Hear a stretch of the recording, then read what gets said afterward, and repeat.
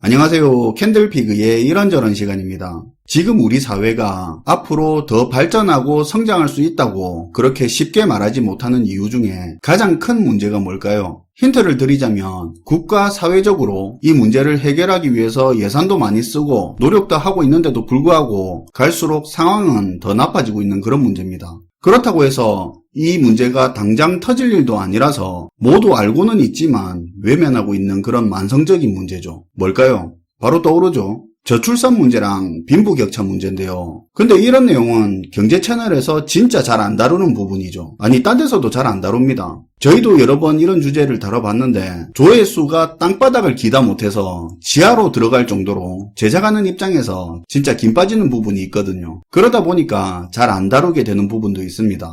근데 저출산 문제는 재미가 없더라도 전체적으로 공감하는 부분이 많아서 전달이 쉬운데 빈부격차 문제는 내용 전달하는 것 자체도 굉장히 어렵다는 걸 제가 영상을 제작하면서 많이 느꼈는데요. 좌우 정치 진영에서 이걸 자기들 입맛에 맞게 많이 이용하다 보니까 빈부격차 문제에 너무 과도한 프레임이 씌워져 있어서 빈부격차 문제 인식 자체를 전달하는 게 상당히 어렵다는 생각도 많이 들었습니다. 예를 들면 이런 거죠. 빈부격차 문제의 심각성을 이야기하면 능력 있는 사람이 더 벌어가고 더 이득을 얻어가는 게 자본주의 사회의 당연한 거고 그 과정에서 부의 격차는 벌어질 수밖에 없는 건데 그게 문제라고 더 성과낸 사람들의 부를 사회가 착취하고 나눠 가지려고 하면 누가 능력을 키우고 노력을 할 거며 경쟁을 왜 하겠느냐고 말하기도 합니다. 또 다른 한편에서는 많은 부를 가진 사람들의 대부분은 공정한 경쟁보다는 자신의 유리한 위치를 이용해서 근로자나 더 작은 기업에게 보이지 않는 착취로 부를 강화하기 때문에 그만큼 사회와 약자들을 위해서 공헌해야 한다는 약간은 선과 악의 구도로 빈부격차 문제를 인식하는 경우도 종종 있습니다.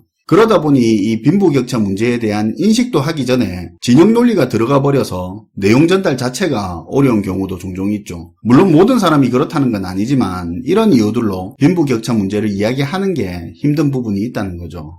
자, 지겨운 이야기 할 것 같아서 백을 누리려고 하거나 이미 영상 끈 분도 계실 것 같습니다. 그래서 뻔한 이야기 하지 않고 심각한 이야기 안 하고 최대한 우리의 언어로 따분하지 않게 우리가 빈부격차 문제에 대해서 한 번이라도 생각을 해볼 수 있게 짧게 한번 풀어볼게요. 깊은 이야기 안 할 겁니다. 지금 말하는 두 문장은 어떤 차이가 있을까요? 나는 가난하다 라는 말하고 나는 지금은 가난하다 하고 무슨 차이가 있는 것 같습니까?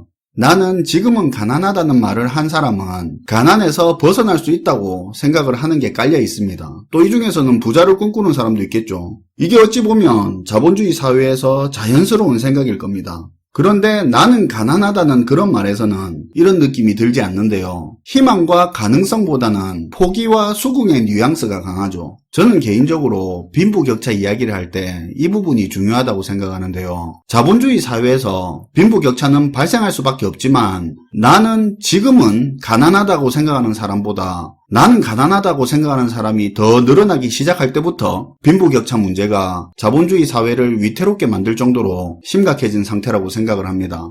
1930년대 미국의 대공황이 터졌을 때 뉴딜 정책으로 대공황을 극복했다고 아시는 분도 있을 텐데 대공황 때 뉴딜이 큰 역할을 한 건 사실인데 뉴딜 후반부에 들어서는 다시 경제가 급격하게 나빠졌습니다. 다행이라고 말하면 안 되겠지만 미국 입장에서는 다행이었던 게 그때 2차 대전이 터지고 군수물자 수요가 폭증해서 경제가 불황에서 탈출할 수 있었던 겁니다. 그래서 지금도 뉴딜의 효과에 대해서 일시적인 효과였을 뿐이다 아니다 말이 많은 건 사실인데요. 그런데 우리가 다른 의미에서 뉴딜을 보면 미국의 자본주의를 지키는데 뉴딜이 큰 역할을 했다는 데는 많은 사람들이 동의를 하고 있습니다. 왜 그런가 하면 1800년대 후반부터 1900년대 초반까지 근로자들에 대한 착취가 굉장히 심했던 건 여러분도 잘 알고 계시죠. 노동법이라는 것도 사실상 없고 심지어 월급의 일정 부분을 돈이 아니라 상품권 같은 형태로 주는 경우까지 있었는데요. 당연히 근로자들은 식료품이나 생필품을 살 때 그 기업이 운영하는 상점에서만 그 상품권을 쓸 수 있었고 거기에 가격은 시중의 다른 상점보다는 가격이 높았겠죠. 이런 상황에 처한 사람들이 나는 지금은 가난하다라는 생각을 했을까요? 안 그랬겠죠.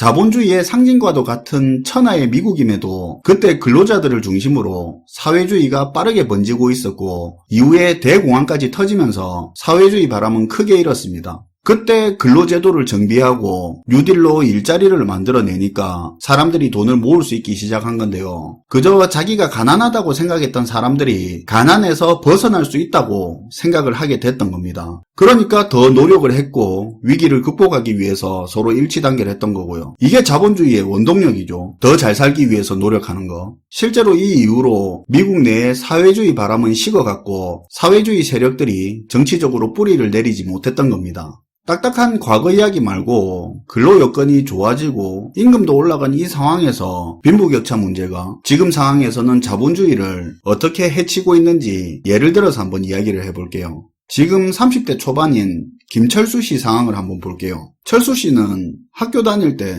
열심히 공부도 하고 다양한 경험도 하면서 스펙을 쌓았습니다. 그 덕에 연봉도 그렇게 나쁘지 않은 나름 괜찮은 직장에 들어갔습니다. 성공 욕심도 있고 활발한 편이어서 회사에서 평판도 괜찮습니다. 얼마 전까지 원룸 월세 살다가 돈을 좀 모아서 전세로 옮겼고 결혼할 때 전세금 뺀 거에 여자친구랑 돈 보태서 거기에 대출 좀 얹어서 20평대 아파트 신혼집으로 장만하고 조금씩 거기서부터 늘려가야지 생각을 합니다. 20대 30대 초반이면 보통 이렇게 생각하죠. 아니 생각했었죠. 아무튼 그 와중에 집값이 폭등을 해버립니다. 기존의 다주택자들은 재산 규모가 엄청나게 불어나죠. 반면에 자기 명의로 가진 그렇다 할 자산을 안 가지고 있던 사람들은 눈 감았다 떴더니 거지가 되어 있더라는 의미로 벼락거지 이야기가 나올 정도로 빈부격차가 확 벌어져 버립니다. 철수는 좀 빡빡하긴 했지만 가능했던 애초의 계획은 집값이 너무 올라서 이제 의미도 없어져 버리고 현재 매매 가능한 시세의 집을 찾아보니까 이제는 결혼을 좀 미루고 싶어지는데요. 뭐 당장 급한 것도 아니니까요. 그 와중에 회사 동료 뺀질이 김대리가 주식이 올라서 1년치 연봉을 벌었다는 이야기가 들리고 있고 나보다 연봉 적은 대학 친구 봉식이가 작년에 집을 샀는데 몇 억이 올랐다는 이야기를 단톡방에서 하고 있습니다. 철수는 지금까지 진급하고 연봉 좀 올리려고 빡세게 일했던 거 생각하니까 나만 정말 바보된 기분에 씁쓸하기도 하고 분노도 치미는데 그 와중에 팀장이 지난 업무 문제 생긴 거 갈구면서 일을 하나 더 줍니다. 철수는 생각하죠. 다 필요 없다. 나도 일하는 신용만 하면서 투자로 돈 벌겠다 생각을 합니다. 팀장한테 찍히든 말든 고과 못 나와도 어차피 투자로 돈 버는 게 훨씬 이득이다 이거죠. 당장 모은 돈으로 부동산 할 자금은 안 되고 주식, 코인 하면서 업무 시간 내내 들여다봅니다. 팀장이 몇 번 주의를 줬는데 관심 없죠.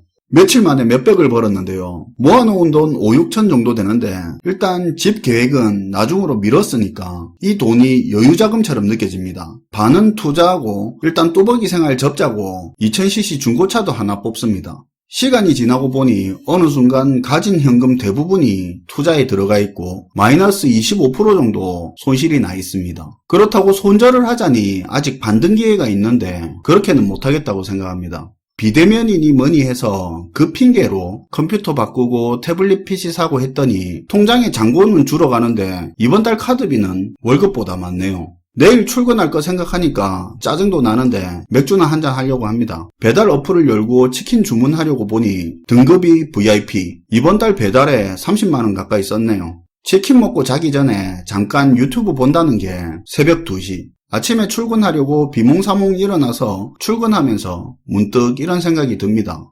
아파트 사는 건 앞으로 돈 모으고 대출을 받아도 현실적으로 불가능해졌고 5, 6천 모아놨던 돈은 언제 이렇게 줄어들었는지 투자 손실 난 거랑 자동차 산 거 말고 남아있어야 되는데 언제 이렇게 줄었는지 모르겠는 겁니다. 회사 팀장하고 사이는 나빠졌고 일도 예전처럼 손에 안 잡히고 이유는 모르겠는데 뭔가 사는 낙도 없는 것 같고 철수는 어디서부터 잘못됐는지 고민에 빠져듭니다. 이런 내용이 제가 과장한 게 아니고 어렵지 않게 보는 모습들인데요. 김철수 씨의 일상이 언제부터 꼬인 것 같습니까? 쉽지는 않지만 이룰 수 있었던 작은 아파트 장만이라는 첫 번째 꿈이 무너지면서 이런 일이 시작됐죠. 빈부격차가 심해지는 게 이게 무서운 겁니다. 포기하고 수긍하고 안주해버리는 사회가 된다는 겁니다.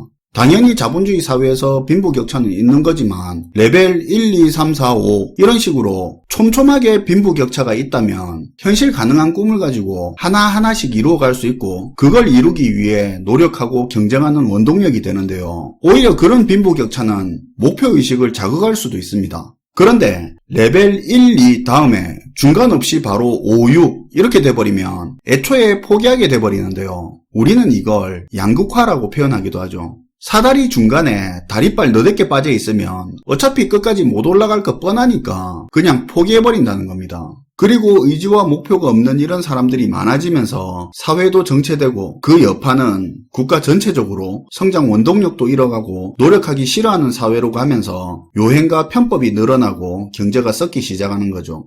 오늘은 빈부격차가 가져오는 문제 중에 꿈을 잃어버리고 무기력해지는, 그러니까 자본주의 원동력을 잃어버리게 하는 그런 문제점에 대해서 이야기를 해봤는데요. 빈부격차는 자본주의의 산물이자 원동력이 될 수도 있지만 심각한 빈부격차는, 양극화는 오히려 자본주의 원동력을 잃게 하고 시장 경제를 망칠 수도 있다는 그 포인트 하나만이라도 기억을 해주면 좋을 것 같습니다. 시청해주셔서 감사하고요. 지금까지 캔들피그의 이런저런 시간이었습니다.